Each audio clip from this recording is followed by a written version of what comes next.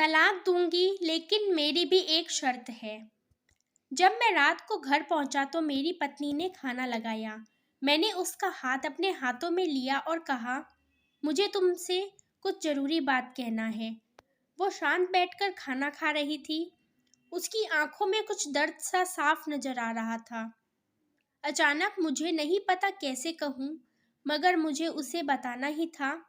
मैंने बड़ी शांति से कहा, मुझे तलाक चाहिए। लगा जैसे उसे मेरे शब्दों से कुछ फर्क ही नहीं पड़ा, बल्कि उसने मुझसे पूछा, क्यों तलाक चाहिए? मैंने उसके सवालों को अनसुना किया तो उसे गुस्सा आ गया। उसने चम्मच उठाकर फेंक दिया और जोर से चिल्लाई, तुम इंसान नहीं हो।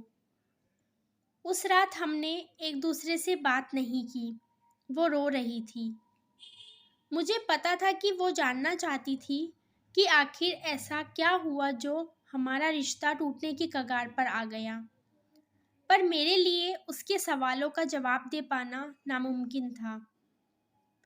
मैं अब किसी और से, प्रिया नाम था उसका, प्यार करने लगा हूँ। अब मुझे उससे प्यार नहीं रहा। मैंने उसे उसके बरसों के प्यार की सजा दी थी। भरे मन से मैंने तलाक के पेपर तैयार किए। उसमें लिखा था कि वह पूरा घर, कार और कंपनी की 30% शेयर ले सकती है इस तलाक के बदले में। लेकिन उसने उन पेपर्स को देखा और उनके टुकड़े टुकड़े कर दिए।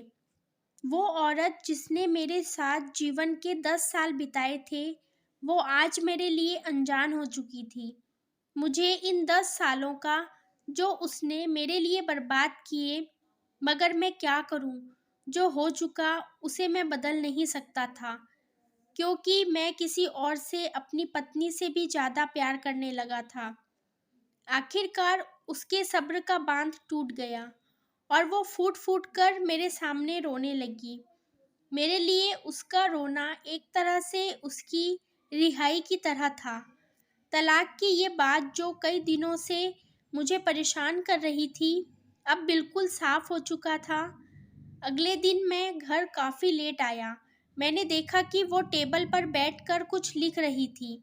मैंने शाम का खाना नहीं खाया था, लेकिन फिर भी मैं सीधे ऊपर जाकर अपने कमरे में सो गया, क्योंकि पूरा दिन प्रिया के साथ रहने और कई जगह घूमने के बाद मैं थक गया था। वो शायद रात को उसी टेबल पर लिखते लिखते सो गई थी। सुबह उसने तलाक देने की शर्त बताई। वो मुझसे कुछ भी लेना नहीं चाहती थी। उसे सिर्फ तलाक से पहले 1 महीने का समय चाहिए था। उसने आग्रह किया कि इस 1 महीने में हम दोनों वही पुराना वाला जीवन जिए जितना संभव हो सके, क्योंकि आने वाले महीने में हमारे बेटे की परीक्षा है। वह नहीं चाहती थी कि हमारे टूटे रिश्ते का प्रभाव उसकी पढ़ाई पर पड़े। मुझे भी यह ठीक लगा, मगर वो कुछ और भी चाहती थी। जैसे शादी के दिन मैं उसे उठाकर अपने शयन कक्ष तक ले गया था, उसी तरह हर रोज 1 महीने तक मैं उसे शयन कक्ष से उठाकर मुख्य द्वार तक ले जाऊं। मुझे लगा यह पागलपन है, मगर इन आखिरी दिनों को थोड़ा अच्छा बनाने के लिए मैंने उसकी यह शर्त स्वीकार कर ली। मैंने प्रिया को अपनी पत्नी की सभी शर्तें बताई। वो हंसने लगी। उसे लगा मेरी पत्नी कितने भी तरीके अपना ले, तलाक होना तो तय है।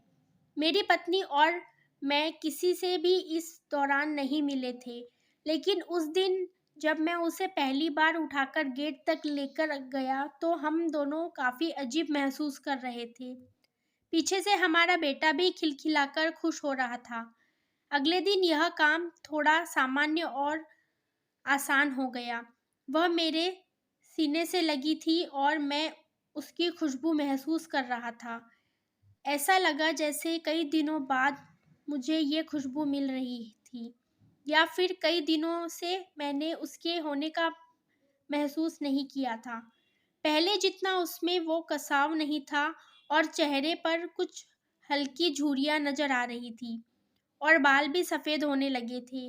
ये वही औरत थी जिसने अपने जीवन के 10 साल मुझे समर्पित किए थे, चौथे दिन जब मैंने उसे उठाया तो वो पुरानी रोमांच लौटने लगी थी। पांचवें और छठे दिन वो पुराना प्यार फिर जागने लगा। मैंने प्रिया को इस बारे में कुछ नहीं बताया था। अब उसे उठाना और आसान हो गया था। शायद हर रोज यह सब करने का मैं आदी हो गया था। एक दिन वह अपनी पसंद की साड़ी निकाल रही थी, लेकिन कुछ खास नहीं ढूंढ पाई। उसने सांस भरते हुए कहा कि उसके सारे कपड़े बड़े पड़ने लगे हैं। तब मुझे पता चला कि वह काफी दुबली हो गई है और इसलिए मैं उसे आसानी से उठा पा रहा था। मेरे दिल को एक झटका सा लगा। उसने अपने दिल में काफी सारा दर्द छुपा रखा था। पता नहीं कैसे मैं आगे बढ़ा और उसके सिर को छूकर देखा। अचानक हमारा बेटा आया और बोला कि पापा, ये तो मम्मा को उठाकर बाहर ले जाने का समय हो गया है। उसके लिए अपने पापा द्वारा मम्मा को इस तरह उठाकर ले जाते हुए देखना जीवन का अभिन्न हिस्सा बन गया था। मेरी बीबी ने हमारे बच्चे को बुलाया और जोर से उसे गले लगा लिया। मैंने अपना चेहरा दूसरी तरफ कर लिया। मुझे लगा कहीं मैं अपना निर्णय न बदल लूं।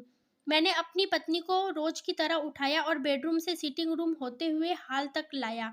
उसने प्यार से अपने दोनों हाथ मेरी गर्दन के आसपास रख दिए। मैंने उसे जोर से पकड़ रखा था, बिल्कुल हमारे सुहाग रात की तरह।